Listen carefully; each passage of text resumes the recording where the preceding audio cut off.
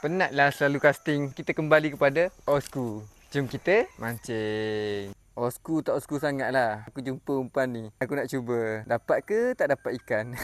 Sebelum tu, ada cerita sedih sebab aku nak buang pokok cili aku ni. Ini dah kena virus mozaik ke apa nama dia. Sedih weh. Aduh.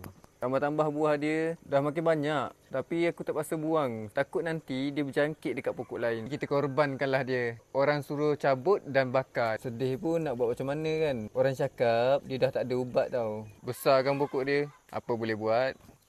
Buanglah dekat sini. Yang patah akan tumbuh, yang hilangkan berganti. Kita mula dengan agenda kita, mancing. Biasa korang dengar cempedak di luar pagar kan? Ini cempedak di dalam pagar. Dah dibalut. Sampai aku dekat sungai ni, kita cuba tangkap ikan yang kecil-kecil tu. Nampaknya tak dapat. Binatang apakah ini? Apa nama dia ni? Sorry, aku terpijak tadi. Kesian dia. Hopefully dia hidup lah. Jumpa pot pertama. Kita cuba dekat sini. Ikan besar-besar Alah, tak dapat lah sini. Sini macam menarik kan? Dah dapat ikan cana. Cana ni senang je nak pancing. Pakai umpan ni pun dapat. Cantik ni.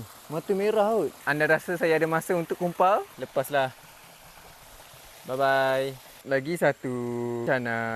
Tadi mata merah. Ni tak merah sangat lah. Kita lepas. Jomlah kita naik ke atas lagi. Cantik tu kat sini. Ni ada anak cana. Alamak, terlepas. Mata terlalu kecil sangat lah. Besar-besar. Alamak, lari. Tak dapat di sini. Setiap kali rakam mesti dia tak nak makan kan? Lah, dia lari. Dapat ikan tengah sedaun. Sebabkan kecil, lepaskanlah dia. Bye. Anak cana. Mata dah merah, warna pun dah naik. Bawah ni pun dah biru. Cantik ni. Ini pun kita lepas. Bye. Sebelum ni aku naik banyak ikan. Sekarang tak tahulah kenapa. Macam tak ada ikan sangat. Lagi satu. Hanyir. Kita lepas. Dah dapat beberapa ekor ikan. Tapi sayang, tak dapat ikan yang aku nak. Itu saja daripada aku. Okay, bye.